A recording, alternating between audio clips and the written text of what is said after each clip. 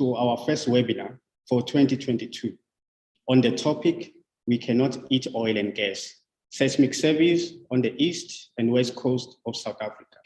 This webinar is located within the Living Landscapes in Action research project funded by the Oak Foundation to promote nature conservation that benefits local communities, in this case, ocean conservation for the benefit of coastal communities.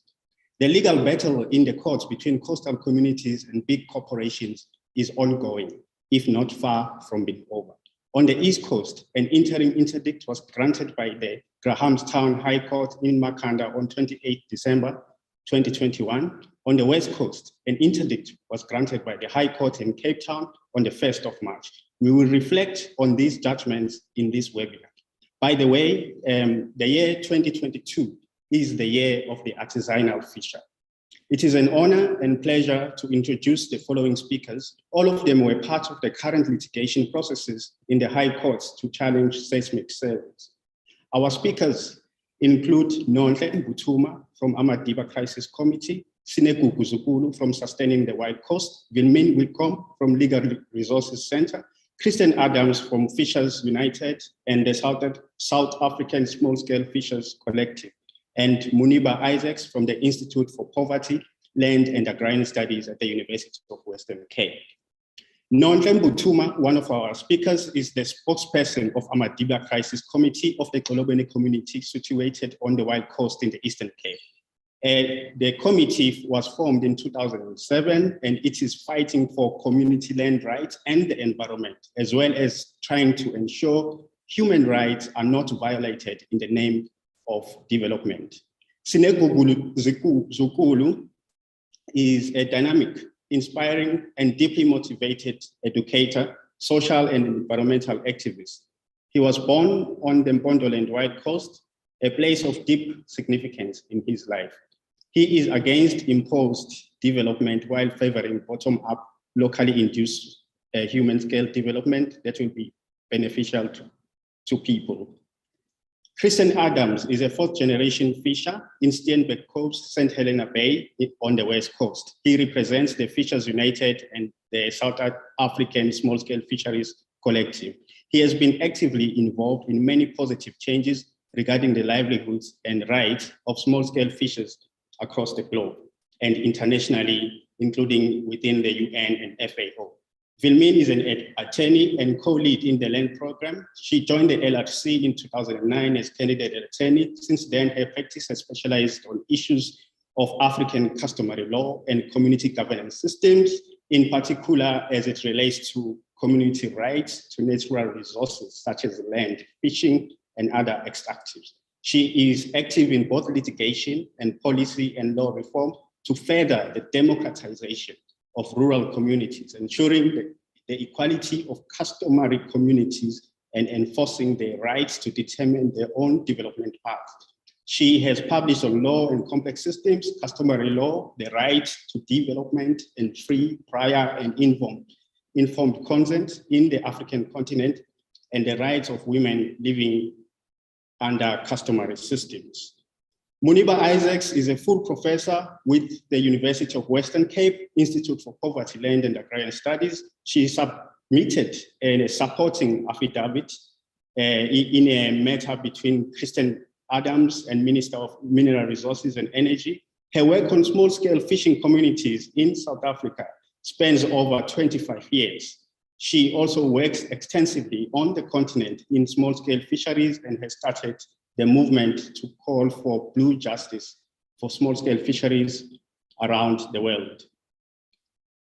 The structure of our webinar is as follows. Our panel of experts will address 3 questions. The first question is, what impact do seismic surveys have on coastal communities, livelihoods, and marine life?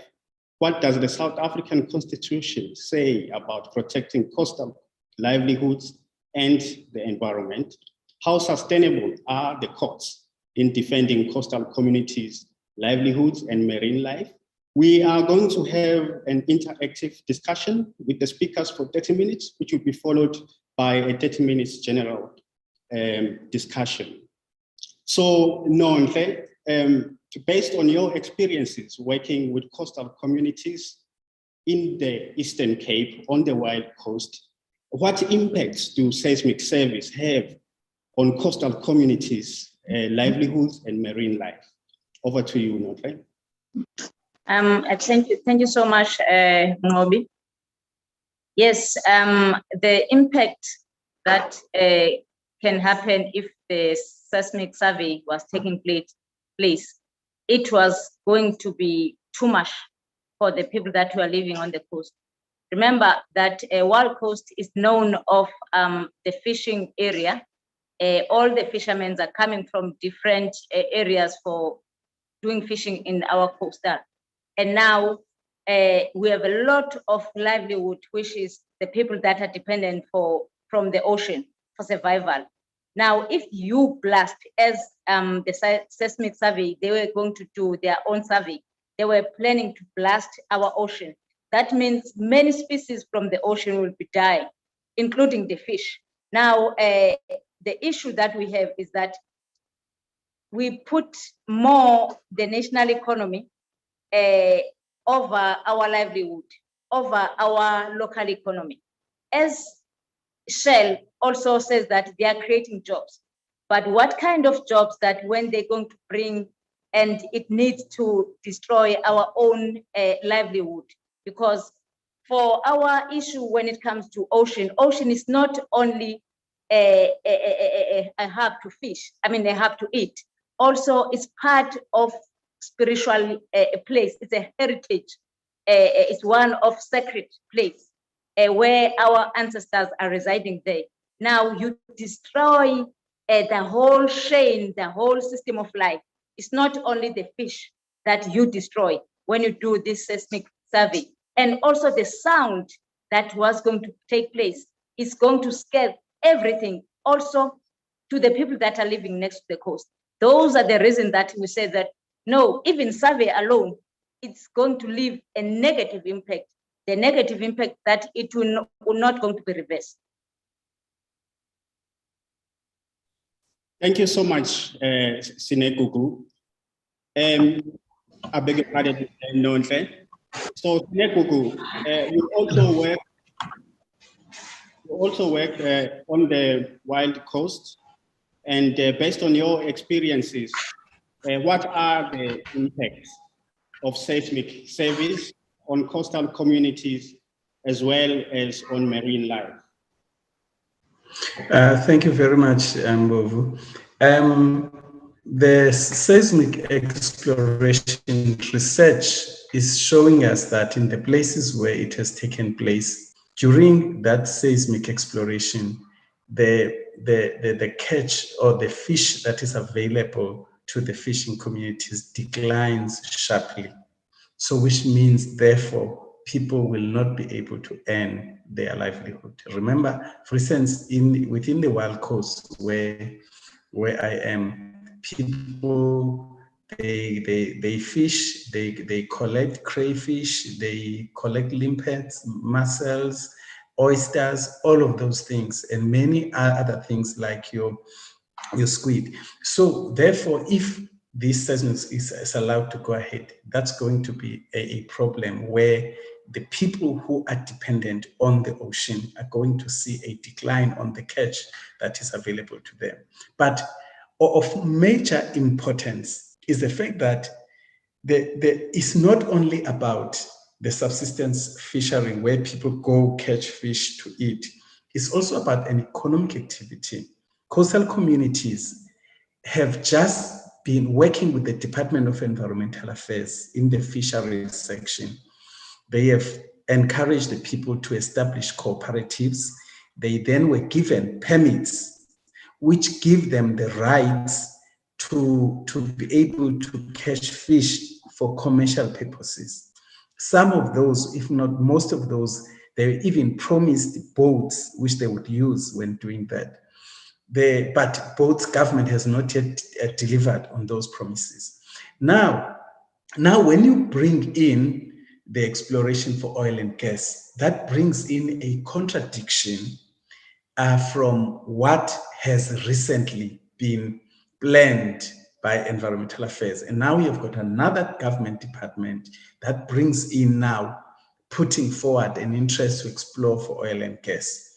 Therefore, we say those interests, they are contradictory because the one, if exploration goes ahead, then it's going to interfere with the fishing which people have been given. Of course, we know that government is saying no, they have technology that they will do this, but research, marine biologists have written affidavits to support our application to High Court to stop this. So we know that it is going to have an impact, and it was already proven in other areas where this has been done.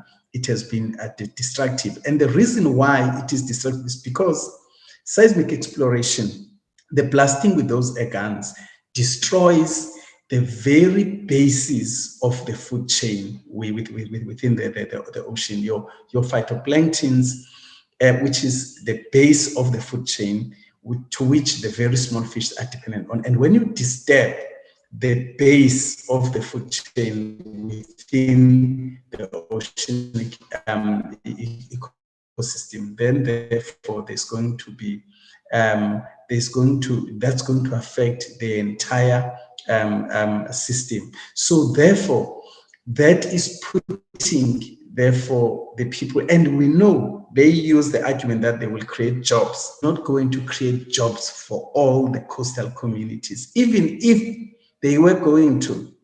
But what they are planning to do is not sustainable. The ocean has supported coastal communities for thousands of years.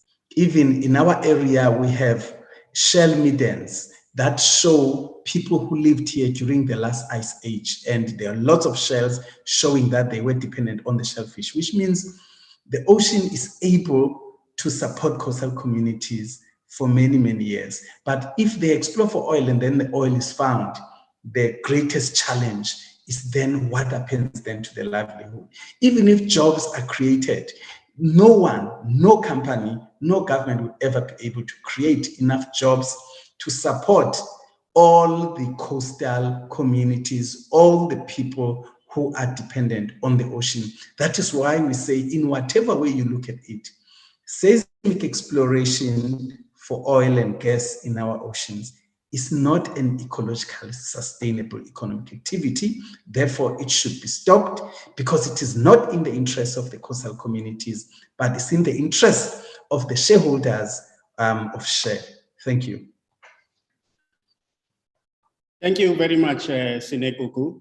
Moniba, you have worked with coastal communities here in the Western Cape for more than 2 decades now. In your view, what are the impacts of seismic service on coastal communities' livelihoods and marine life? Thank you. Thank you, Ngobi. Christian has just arrived. Would you please give Christian before I come in? Thank you. Thank you so much, Moniba. Welcome, Christian. We are glad that you are able to connect now after some difficulty. So, Christian, I'm inviting you now to comment on the following question. Based on your experience working with coastal communities on the West Coast, what impacts do seismic service have on coastal communities' livelihoods and marine life? Thank you. Over to you, Christian. Hi, good afternoon, Dr. Ngobe, and good afternoon, all the others, panelists, and all the other participants in the conference. Yes, my name is Christian Adams, and I am a small-scale fisher.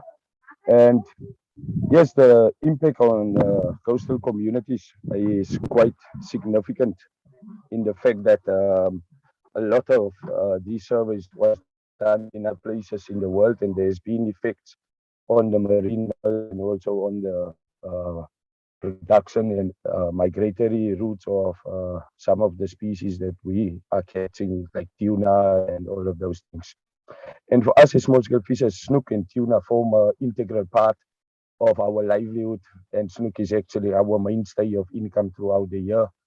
And for us, snook is of such a manner that it forms a great part of our culture, our heritage as well, and our tradition in teaching and passing on the skill of fishing. So these seismic surveys stand the chance to irreparably harm that tradition and culture heritage that we have, and also the species in itself, as well as the environment in which we and the species operate in. So for us, it is important that we needed to be consulted before any of these seismic surveys have been conducted in our waters here. Thank you. Thank you so much, Christian. Moniba Isacs, you have worked for more than 2 decades on the West Coast and elsewhere. We invite you now to provide your comments, particularly on the impacts of seismic surveys on coastal communities and marine life. Over to you, Moniba. Thank you, Ngobi. And also it's an honor for me to kind of speak after we've had such good inputs from people who are working, whose boots are on the ground and really working with these issues. For me, it is very important that when we look at the judgment, and I'm going to reflect on the judgment, we look at the whole positionality of small-scale fishers. And if you look at small-scale fishers through the lenses of an oil and gas exploration company like Searcher and Shell, they are overlooked, they are undervalued, they are invisible to this companies coming in and looking at that. Even more, the arrogance of the company that was supposed to look at consultation with small-scale community didn't see it necessary to consult with this important group of people who make their livelihoods from the ocean, who respect the ocean culturally and spiritually, who source food as a form of food security and nutrition for themselves, and also as a form of income. All of this had been overlooked, but I'm not surprised. This is not only in the case of a consultancy firm who are lack consultation, or an outsider coming in and looking at surveys. It is also indicative of how the blue growth, the ocean economy, the commercial fisheries policy are all framed in such a way that it only look at the commercial sector. It benefits the commercial sector. It benefits aquaculture. It looks at adventure tourism. It overlooks small-scale fisheries. Even when we think of conservation and we think of marine protected areas, fences are put up to exclude people in terms of access. So in this year of the Artisanal Fisher Year, according to the UN, I think it is important to make it more visible. And it is interesting in South Africa, going back generations, going back from the First Nation people, we can trace that fishing has been an important part of coastal lives and livelihoods. Added to that, to link to what Christian is saying, I would say that it is definitely a case, looking at the judgment, it is definitely a case where we have a David and Goliath, and it is a story of the underdog, the invisible small-scale fishers taking on big companies, and really looking at how these surveys are impacting on a species like snook. And I would say that I think that Searcher and has been slapped or vasgeklap met 'n pap snoek, which means that the significance of that species that had been overlooked, and people to connect that species to their livelihood, to their food security, to the cultural practices, to the spirituality of fishing community, and the significance that Christian, as a fisher on the West Coast, is saying that this is the mainstay of their livelihood, and not considering that snook migrates from the southern part of Angola and come in and out during a season, and it's not necessarily sedentary species, it is a migratory species, and it is important that we connect that the kind of perspective of this judgment, making that significant of that the snook and the importance of these species that small-scale fishers make a livelihood from has been overlooked, and the importance, I think, that often we're not recognizing is that ocean conservation and ocean sustainability and healthy ecosystems is an important part of that cultural, spiritual livelihoods of small-scale fishers. Thank you. I'll stop there. Thank you very much, Moniba. I would like now to invite you, Wilmien, to tell us more about what does the South African Constitution say about protecting coastal livelihoods and the environment. Thank you. Over to you, Wilmien. Thank you very much, Chair, and thank you for the opportunity. So, I mean, of course, the Constitution doesn't speak directly to coastal communities, but there are quite a number of rights that are triggered by these kinds of disputes that we've now seen on the West Coast and on the so-called Wild Coast. And as with everything really in our law, there's a balancing exercise needed between different rights. So I'm going to say something about the rights that were triggered here. I think that you've heard now time and again people mention consultation and that the fishers were invisible, they were not consulted. So the right in the Constitution that we have is a right to fair administrative action. Now that sounds like the most boring right imaginable, but it is an incredibly important one. It is kind of the cornerstone of the Constitution that takes us away from the authoritarian and abusive regime that we had before the Constitution. So this right talks about people in power making decisions, and it says that we, the powerless, the ones who are affected by those decisions, we have a right for those decisions to be fair, to be justified, and for the decision maker, in this case, Minister Mantashe, when granting a permit, for that decision maker to take into account relevant information, good information, the information that should inform these kinds of decisions. And so that is the right that on both sides of our country, coastal communities asserted to say, you did not do that, Minister Mantashe, because you granted a right without taking us into account at all, we as the most directly affected people. So that's the first one and an important one. But then there are a number of other more substantive rights that were triggered here. And I think we should go back really to the court case way back, Kenneth George in the late 2000s, which actually saw the recognition of the small scale fishing communities for the first time. And in that case was an equality court case, right? So these fishing communities went to the equality court and said the way that fishing rights are allocated in South Africa is discriminatory. It discriminates against us as small-scale fishing communities, against our culture, against our freedom to trade, our freedom to choose to be fishers, and our livelihoods, our right to food. And so very interestingly in this judgment, Judge Tulare yesterday picked up on this right to equality and combined it with the right to fair administrative action and said, the law applies equally to everyone.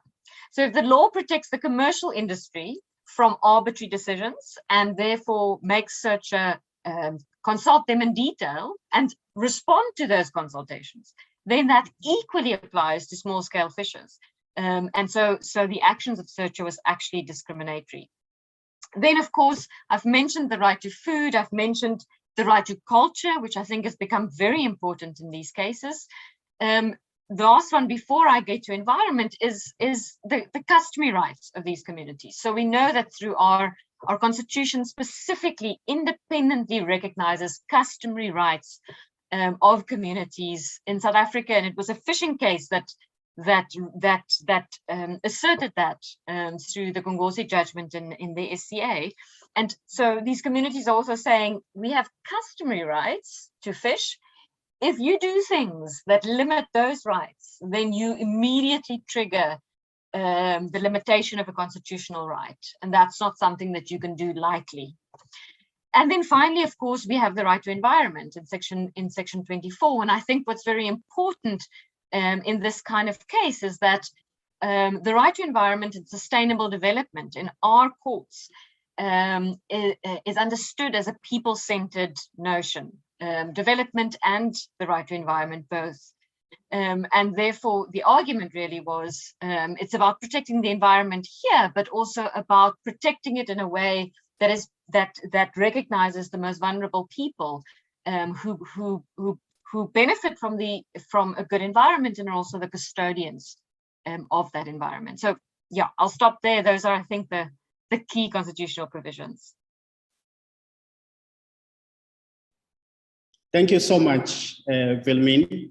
I would like to invite all panelists now to respond to our last question, which is how sustainable are court interdicts in defending coastal communities' livelihoods and marine life? Perhaps we may start with you, Wilmine, on that question. Sure. So it's a very good question and a pertinent one for us to ask ourselves right now. So these two very successful cases, these interdicts. So I should say, and I'm not going to go into the technical legal aspects of it, but an interdict is only a temporary measure pending the bigger case. In both Shell and Searcher, the bigger case is about reviewing the permits that was granted. So how sustainable is it? Well, not. These are only court actions that protect communities from the onslaught.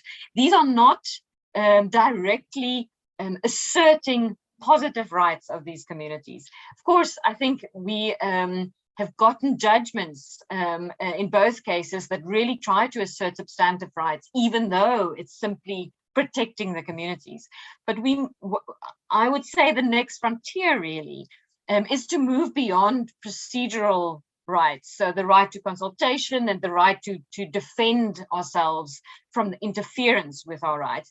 And where we need to move, I think, in our litigation is to start getting substantive rights around climate change and the impact thereof, substantive rights around the right of small-scale fishing communities to practice the rights that have nominally been recognized by the department and the minister, but in substance is still greatly lacking. So I think these were incredibly important cases to put small-scale fisheries on the forefront. But the next frontier is to get proper substantive implementation and realization of their rights.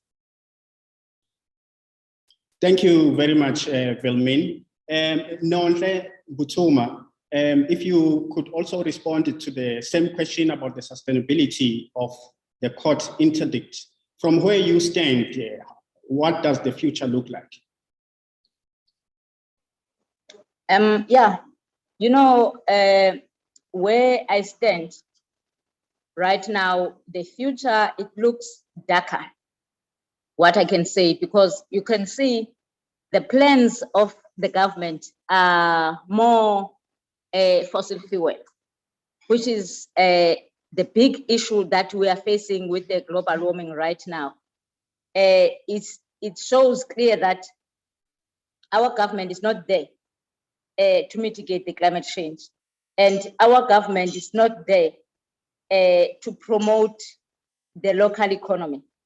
Now, the issue that we are facing is that our own government is more supporting the private sector, which is to destroy the livelihood, because private sector is not going to create jobs. As long as our government is pushing the private sector, I don't see how they're going to create jobs. And also they are not looking at the sustainability way of doing development. Those are my fear. And also the human rights issue, because these development are always override the human rights, because it's always putting the profit first before the people, which is my other worry. Although right now communities are always taking government in and out to court, which is another worry, that our democracy that we are thinking is democracy for few, not for all, because it shows that the state is more on the weak side, where they just turn a blind spot to the laws that is being implemented in order to protect the citizens. That is why I said, on my side, I see a more darker ahead of us. I see a more challenge as communities that we are facing to challenge this so-called democracy. Thank you. Thank you very much, Nonhle. We are slightly over time, and I think it's time that we look at the questions and have our panelists respond to the questions that have been raised. The first one is from Mbulelo. Mbulelo says, as usual with this government, the left hand does not know what the right hand is doing. And then the question is, what are the prospects for fully implementing the one environmental management system? I invite our panelists to respond to that question. And perhaps we may start with Snekuku. Thank you, Snekuku. Okay, all right, thanks, Ngobi. Ngobi, in terms of what the one and environmental management system, yes, that is in place now, but the challenge we have in South Africa is bigger than one environmental system.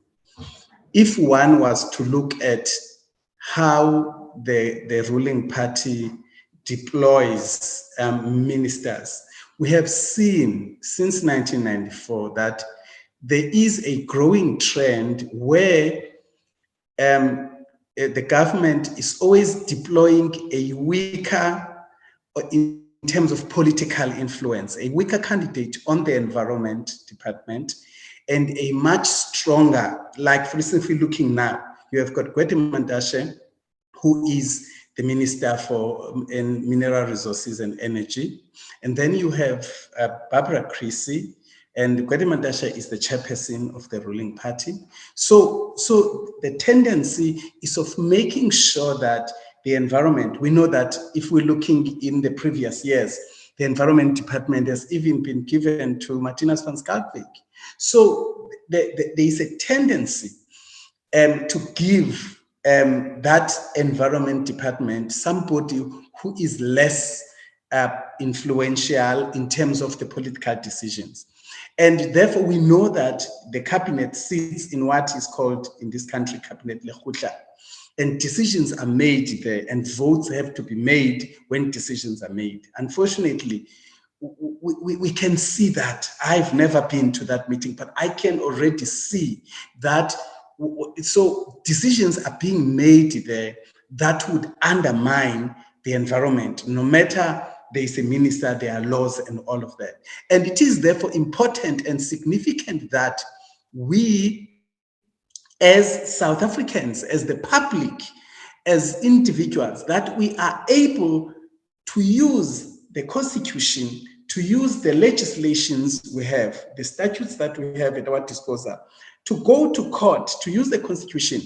The legal firms like Legal Resource Center, they are never going to be able to help us unless we stand up and we are able to give them an opportunity to use these laws in court in order to create precedents that could be used to protect our livelihoods, our environment. So the most important thing is for us to be able, as individuals, as citizens, as public organizations, to go up to court, so that we give opportunities for these laws to be tested and to be used to argue our position, so that we create a precedent that could be used in future to protect our livelihoods and our environment. Thank you.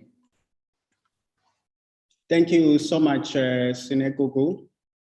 I invite other panelists to comment briefly on the question. If not, then I go to the following comment, essentially from N Not. N is saying, so are we talking about extinction of species, extinction of small-scale fishers and livelihoods, and constitutional rights to food, extinction of indigenous, customary, cultural, and spiritual practices, extinction of participative democracy, and people-centered social and climate justice, including fair administrative practices and equity? Thank you so much, Anne, for that comment. And we have a few comments, but let me hand over to our panelists to respond to your comment.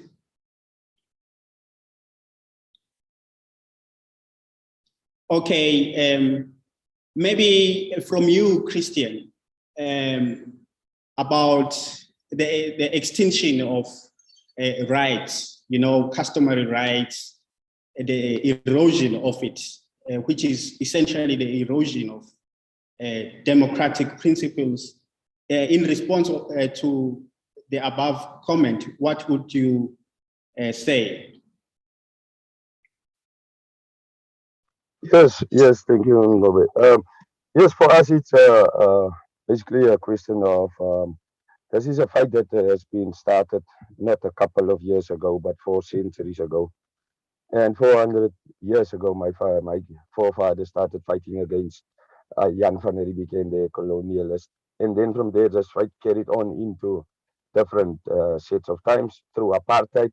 And now we as this generation are still fighting the same fight to get that recognition that small-scale fishers need within the history of South Africa and also within the future of South Africa. Because all over the world, we have, since 1981, we have had studies showing that it's only in small-scale fisheries that there is an increase in employment. So if we are going to look against all of these arguments that the minister are making, loss of jobs and loss of this and loss of that, if they give us as small-scale fishers the proper support in order to create those opportunities for employment, which we will be able to do, because subsequently, even through the coronavirus pandemic, what we've seen in the lockdowns, where did people flee to when they couldn't go to their normal jobs that they were working under without the lockdowns? They came to the oceans, and us as fishers still continue to support and allow them to be able to provide and put food on their tables. So for us, it's not a matter of if we are looking at an extinction. For us, it's a matter of continuing with this fight for the recognition of the small-scale fishers. And subsequently with that, we will be continuing to look after the oceans and to also look after the environment and the species that the environment hosts. Because we've been doing this, like I said, for 400 years. And it's only through the last century, from the early 1950s, that this huge industrial exploitation started. So we were the custodians of the oceans until that time that the apartheid regime decided to rape the ocean to the extent in which it's still being pilferaged at this very moment through those very same companies that are responsible for the decimation of our resource in the manner in which they are doing it. But still, we are the ones that are looking after the protection. We are the first ones to respond to a marine disaster, as we've seen just recently in Elands Bay. Who were the first people that were there on the scene? It was the small-scale fishers that was there, not the scientists, not the big companies. Who are the people that are most concerned about these issues? It's the small-scale fishers. So if people are thinking that we are looking after this ocean in a manner to just be a poultry or whatever they want to call it, it is these very industrial companies that are doing the things that people or the system are blaming us for. In terms of the administration and those type of things, just one small comment to say that currently our small-scale fisheries department consists of less than 10 people to look after 4 provinces. And if we look at the amount of people that service the industrial sector within the department, you can see the huge discrepancy and the huge bias towards whereby the department wants to give their support to. And I think I must stop there for now because there are much more that we can add to that. But thank you very much for that. Thank you very much, Christian, for your contribution. Vilmin, your hand is up. Maybe you want to respond to this comment. Thank you. Yeah, I maybe want to respond to, I can say a number of comments, and people are asking about how to further assert these substantive rights. And I want to say something that has kind of been on my mind throughout this process of these 2 court cases. And so I've worked with small-scale fishing communities for the last 11 or 12 years, and they've done a number of court cases where they were able to assert substantive rights and extraordinary victories. But no one cared, and they got no attention. They, you know, and it's not that they didn't try. So on the one hand, it's wonderful that they have now become the champions of a bigger and maybe a different fight. For them, of course, it's about the impact on them, but it's clear that, you know, they've gotten amazing support throughout the country because, you know, it links to people's greater concern about the environment. But you know, I am concerned that when the environment conversation moves on, then the support to them will also move on. And I think that's really, you know, we talk about the company that rendered them invisible, which is absolutely true, but many society has, in a sense, also rendered them invisible for a very long time. I don't think it's only the company or only the government. I think we've for a very long time completely ignored these communities. And it is something that that requires some introspection from all of us, I think. So, you know, so a celebration with also kind of a pause as to why that is. And I, you know, the support that these communities need is mobilization around their rights that need their recognition. And so I would really like to see this renewed, these bonds that have now been made in this support network, that it continues and that it focuses on what these communities need, whether that has got to do with a bigger environmental discourse or not. So that, I think, you know, litigation, there's a question about how do we get the substantive rights. We've done that for the fishers, but because they struggle so much to get public support, to get, you know, recognition amongst everyday people, they struggle to have those rights implemented. So that is key, and I think it's something we should reflect on. Thank you so much, Vilmin. We have another question here from Luiso Dunga. He or she is directing the question to Mr. Adams and Nonhle. One is, have you given any thought to what we could do to ensure that we protect the local communities and the ocean environment? And the second question from Luiso is directed to Vilmin.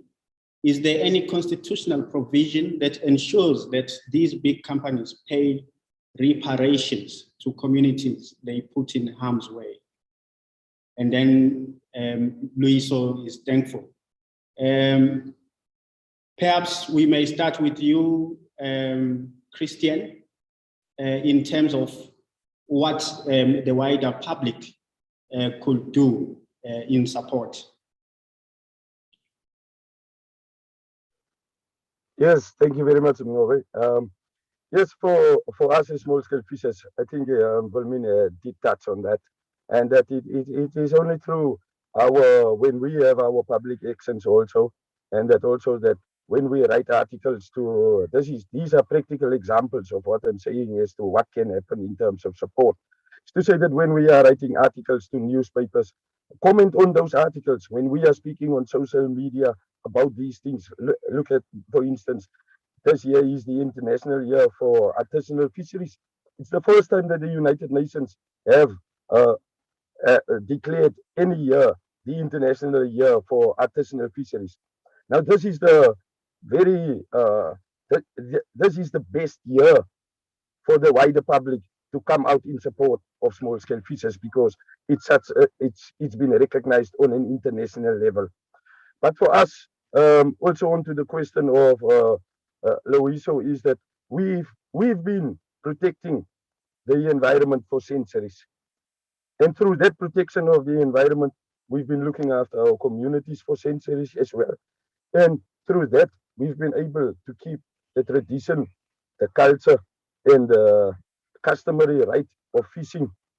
We've been able to keep it alive through all the struggles that we've had. Like I said earlier, colonialism, apartheid, no recognition of rights. We've been fighting to keep this manner of fishing alive. And we are still doing it in the manner in which the Khoi and the San peoples did it 400 years ago, by looking after the environment, by looking at how we are fishing, through when we are fishing. We've been the ones that started to implementing seasons. We are the ones that started to implementing size limits. Don't catch that fish, don't catch this fish, don't catch a lobster when it's in berry. This is one of the very earliest lessons that I've learned from my grandfather in terms of protecting the ocean and protecting the species within. When he told me at the age of 7 years, hey Christian, that lobster, you can't eat it and you can't take it home, because you need to put it back in the water, because it's got a soft shell and it's burying eggs. And that's when I started to know that, hey, we need to look after the environment. Now I'm a 4th generation fisher, and that skill of fishing has been passed down from generation to generation until it's now. Through all the oil and gas speaking, I hear that we are going to be skilled, we are going to be upskilled and all of this. I am very skilled. I am very knowledgeable in the act or in the occupation of fishing. Don't try to come and change me to make me something else. And that is what we've been trying to tell the ministers, we've been trying to tell the people out there, is that when you look at the West Coast, the history of fishing is part of this West Coast, the very existence of the West Coast. And then now we have many instances through the actions of our government that this history will be ruined or will be lost for everybody. So we want to have tourists coming to the West Coast, look at nice fishing villages, but we don't want the tourists to meet or see the fishers or the fishing communities. Only the villages. Yeah, it's like a dead remnant that is standing there. Yeah, there used to be a thriving fisheries here. Is this what they want to tell us? No. We've started this fight 400 years ago, and we will continue this fight for another 400 if it need be. All right, thank you. Thank you, Christian. Moniba, I'd like to invite you to comment on what has been said, what has been posed as questions. Over to you, Moniba. Thank you, Moniba. I think that, my worry, like Wilmin, had been, you have successes in the court and you have wins, important wins with interim interdicts, and you are able to sway the minister to say not to cut West Coast rock lobster on an annual basis. But in reality, what are the bread and butter issues for these communities to thrive? Number one, I go back to snook. Snook is a very significant species for small-scale fishes. Industrial trawlers are targeting snook and declare it as bycatch. When is the government going to stop allowing big industrial fishing companies to target schools of snook that are important livelihood, food security for small-scale fishers? Another factor is that in a study that we've done last year on the African food systems, we focused on Lambert's Bay. We have found that through COVID, that the social reproductive role of women in fishing is becoming less and less, and they've become invisible. The fish is not able to stay in the community. It is taken out of the community because there are no infrastructural support for communities to store fish for a longer period of time. So stop industrial fisheries from targeting snook, provide cold storage for fishers on harbors, and that would increase work for fishing communities. With the snook, you make lang sauce, and that means that a family can eat that fish for a whole week because you can make a different variety of that fish. It is an important form of nutrition for communities. But coming back, let's put that all aside. It is so important that we're not using small-scale fishing communities to go against oil and gas, and we use it in terms of their livelihoods and the practices of their livelihoods, because that is inherent a problem for conservation organizations.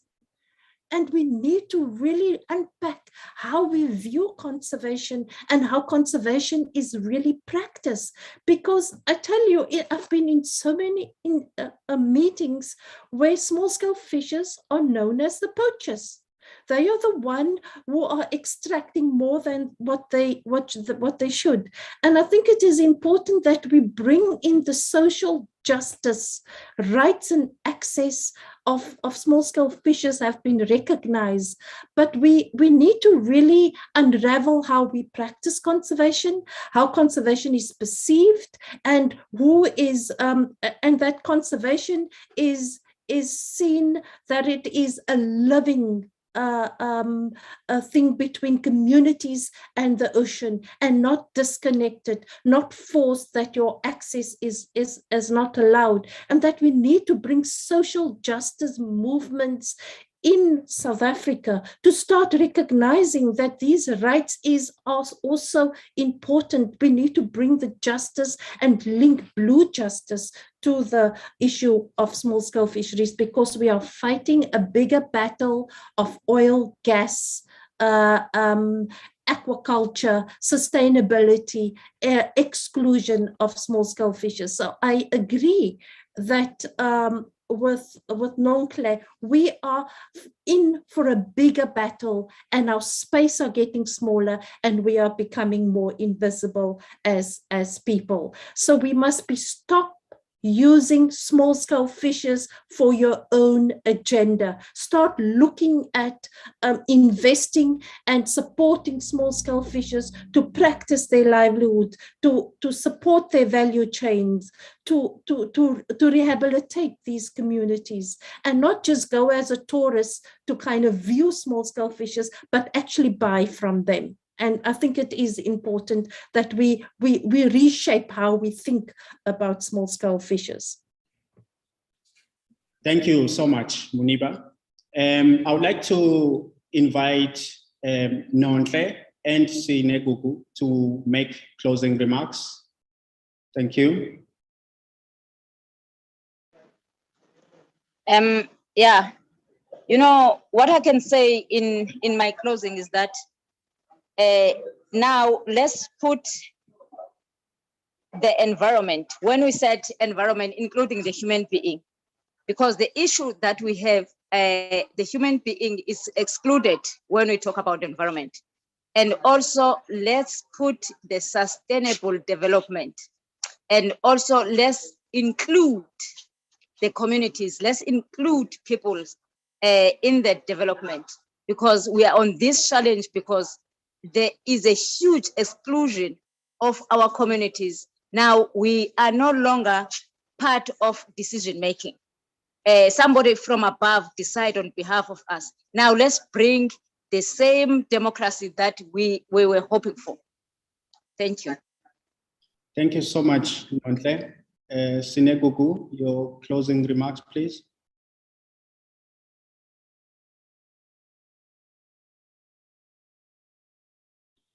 Okay, we will come back to you, Sinegugu, in a moment. Christian Adams, your closing remarks, please. Yes, I would like to just like to continue on the discussion that we're currently having, and that I totally agree with Nontle is that when we're speaking about the environment, we need to include human beings as well. Because if we look at it, if we are speaking about an ecosystem approach of which our government is speaking about, we are looking at this approach from a sort of view that yes, actually we are part and included in this ecosystem that we are harvesting from, but we are not being respected in the same manner in which the rest of the ecosystem is being respected. Yet I'm going to reiterate what I said earlier. We are the ones that have been the custodians of these oceans since time immemorial. When they started coming to our shores, they found us here looking after these resources. And to the general public out there and to people out there, to say that when you see us in the media, when you see us asking for support from different areas or from different platforms, or even from different areas within the country as well, when we are protesting on our beaches, do come and join us, do come and show us that support, and do come and show us that you are actually recognizing that there is a sector and still operating and thriving as the small-scale fisheries sector in South Africa. Thank you. Thank you very much. Thank you so much, Christian. Sinegugu, your closing remarks, please.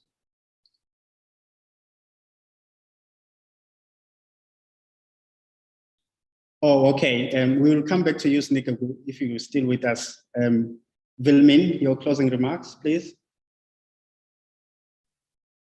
Thank you. Maybe my closing remark will be a question that you actually asked me in preparation for this webinar, Chair, which was about would this case have been possible 50 years ago or before the Constitution? And you know, we often talk about the limits of the limitations of the Constitution, which there are many. We can just look at our society to see that. But no, this kind of case would not have been possible 50 years ago because, you know, we did not have a Bill of Rights and our courts were not required to weigh up the commercial interests of a company that are considerable financial interests, to weigh that up against constitutional rights, and would never have found that the constitutional rights of anyone, of the most vulnerable, trump whatever commercial rights there are. And I think this is really, really significant and something we should not underestimate and just build on, really. And to say, finally, court cases are great, but they don't change the world. The world is changed by people and our minds as a society changing. And that's maybe this is a contribution to that, but that's what we need. We need changed minds. Thanks. Thank you so much, Vilmin. And thank you so much to all our panelists and all our guests on YouTube, all the students from different universities, from environmentalists as well who have joined, from people in the NGOs, in the private sector and in government. And let us please keep talking about these issues. As Vilmin has said, you know, if it was 50 years ago, perhaps we wouldn't be having these types of platforms. So we should embrace these kinds of negotiations. So on behalf of the University of Western Cape Institute for Poverty, Land and Agrarian Studies, I would like to bring this webinar to a close, and I wish you all well. Thank you very much.